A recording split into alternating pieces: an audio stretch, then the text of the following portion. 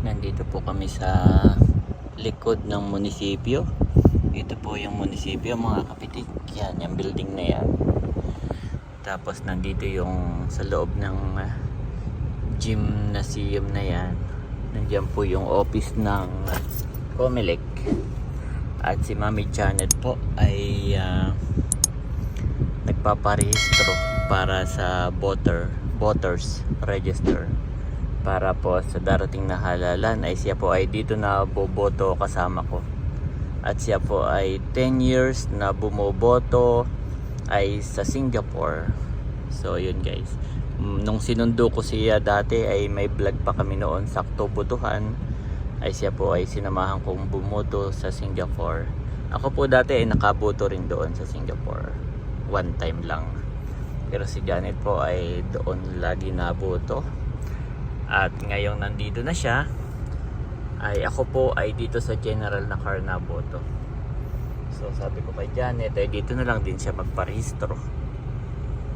Bali ang tawag po sa amin ay mga tagong butante. Yan. Kasi kapag binilang mo yung aming family, ang butante doon si nanay, si tatay, si Eric. Yun lang po.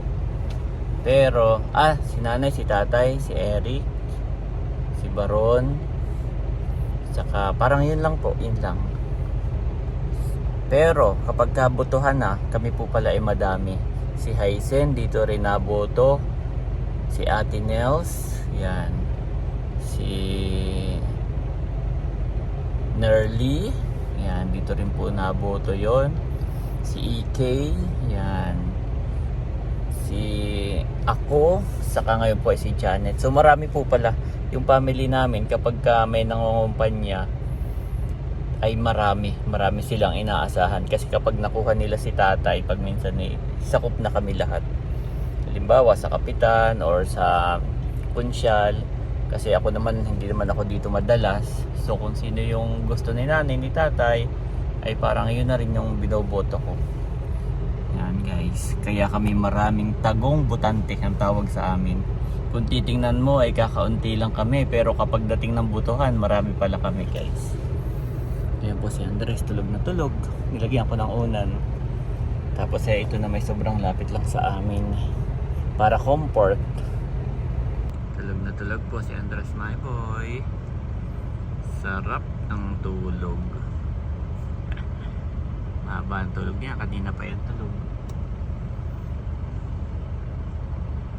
So wait lang namin si Mami Janet.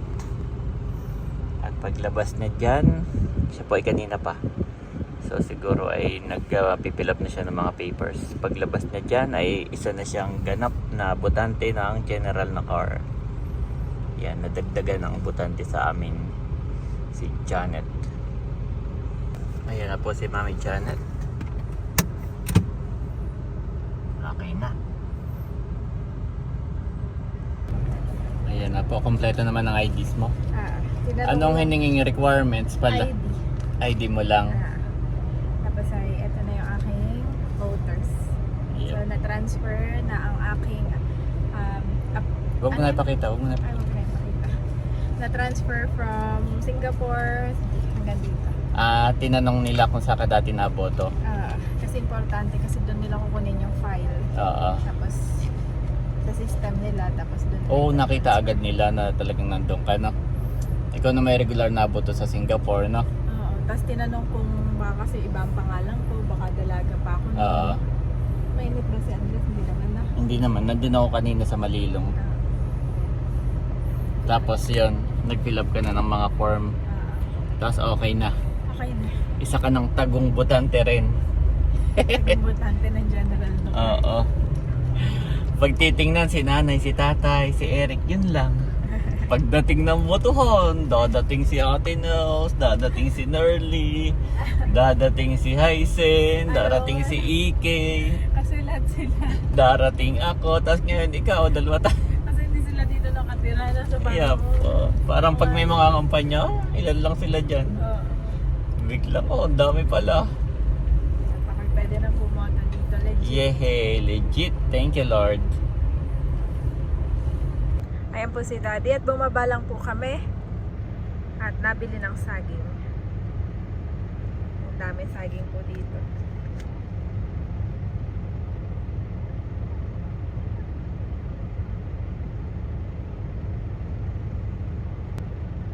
Namimili na si Daddy ng kanyang saging. Ah, laki na.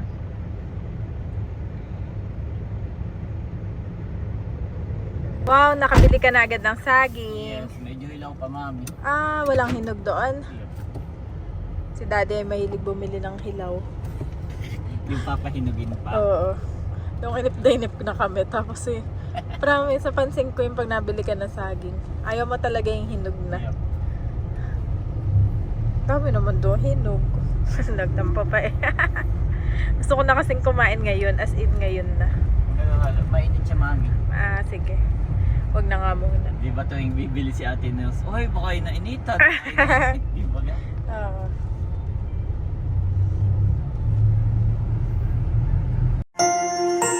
You are watching Terra Shoot TV. Enjoy this video. Kamusta mga kabeshi at mga kapitik? Welcome back sa aming YouTube channel. And for today's vlog po, kami ni Daddy ay pupunta ng Dinahican. On the way na kami para bumili ng isda. Sana po ay may lamarang at salmon. Dahil yun yung pang-ulam-ulam namin ni nanay. At yun talaga yung isa sa mga na-miss ko na ulam dito sa probinsya. Let's go! At ito mga kabeshi, kami po ay malapit na sa Dinahican. At si Andres po ay tulog na tulog. Sobrang init kasi, mami, no? Oo. Sobrang init. Tapos, pagka ganitong aircon, ang sarap matulog. Oo. Grabe, hindi na ulan. Oo. Ngayon po talaga walang kaulan-ulan dito sa amin. Yung ulan napunta sa Dubai. Ah, yeah. I heard. Oo. Oo nga. Eh sila, hindi sila sanay sa ulan yata. Unlike tayo na sanay. Yung parang tayo, hindi na ulan. Alam mo yung kulang. May kulang kasi once a day ay umuulan. It's either maga or afternoon, ganyan. Pero ngayon ay sobrang init. Kaya malapit na kami sa Dinahican. Yeah. Namiss ko dito. Parang ang tagal natin bago bumalik ng Dinahican. Saka for sure ngayon may mga huling isda. Kagawa na maraming lumalaot at mainit. Pag tag-ulan lang medyo ano sila. Sana.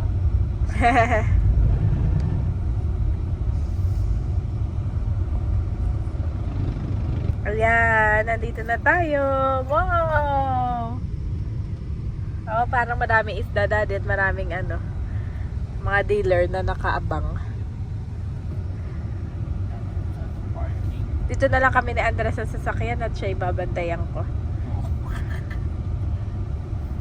Iba, ice cream. Wow! Oh, na-miss ko dito. Naalala ko makita pa tayo ng bangka nung buntis ako, no? At namingwit. Nakamiss po, mga kabeshi.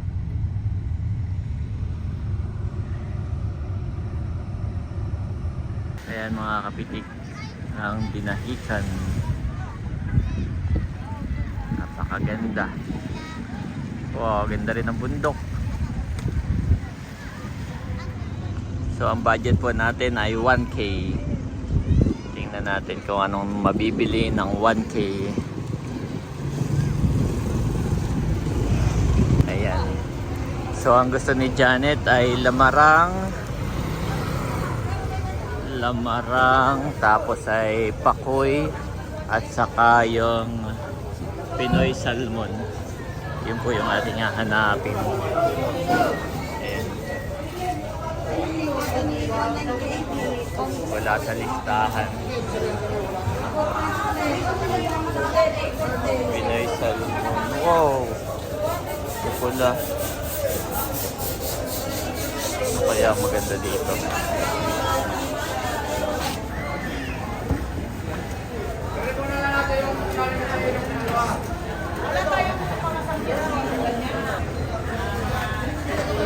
Mga malalaking isda.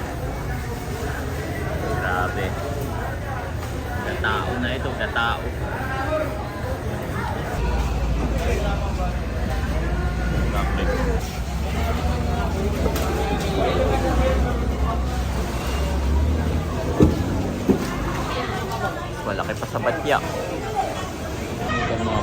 banlog. Wow, lalaki.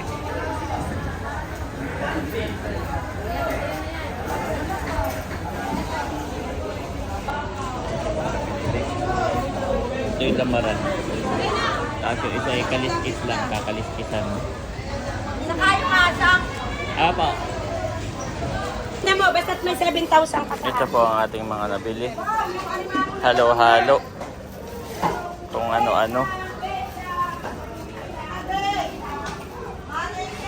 Wala yung Pinoy salmon. Walang available. Wala silang huli.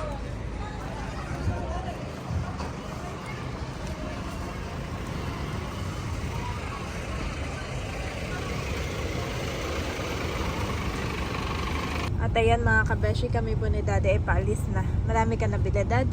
Kunti nga lang. Kasi Mahal mahal. din. 350 ang kilo. Mahal din ano. Hindi katulad nung last time na pumupunta tayo dito ay 250 lang, 280 ganyan lang. 180 nga yung laman. Oo, dati, 180. lang eh. Oo. Tapos walang Pinoy salmon. Ano nabili mo? Magkano nga, bossing? Salamat. Ano nabili mo, Daddy? Ayun ay halo-halo. Mm, Mayroong Pinoy salmon. wala nga Pinoy salmon. Wala ring lamarang. Mayroong lamarang nakalahati. Mayroong ako nakitang Pakoy. wala rin. Yung yung paborito mo yun na huli ka natin na. Ano nga yun? Yung ano, alam ko na. Yung Lapu-lapu. lapu-lapu. Yes. Okay na yun. Masaya na ako doon sa lapu-lapu. Magkano yung lapu-lapu? Mahal din, 350. Mahal nga na eh. Okay lang. At least meron na tayong pang Kasi naman sa hindi tayo bumili, nandito na. Oo nga. Mamaya pala magpapakarwas ako. Grabe sinusulatan ng mga bata yung alikabok eh. Sobrang kapal nakita ko. Ang dami sulat. Oo. Gawa na magabok ngayon. Yeah. Sige. Saan tayo bibiling gulay? Let's go na. Let's go na. At ako'y magsisigaw. Pag may nadaanan tayo. Lutuin ko na kaya yung lapu-lapu. Pwede, anong luto naman? Sweet and sour na masarap dun eh. Kaso matagal din yun, mami. Ayan. Tatagalan ka pa. Lamarang na lang sinigang. Ayun, pwede. Sige.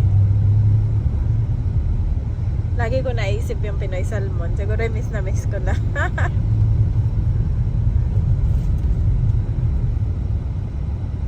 Dito na kami sa bahay mga kapitik. Sakto na gising si Andres. Pag masarap po ang gising niya, hindi yan naiyak. Sarap ng gising mo? Ha? Sarap ng tulog? Nagpapain-in pa. Mamaya ako ibaba pagka nagpain-in na. Nasa loob na ang mami. Yes, nasa loob na ng bahay. James 5:7. Be patient then, brothers and sisters, until the Lord's coming. See how the farmer waits for the land to yield its valuable crop, patiently waiting for the autumn and spring rains.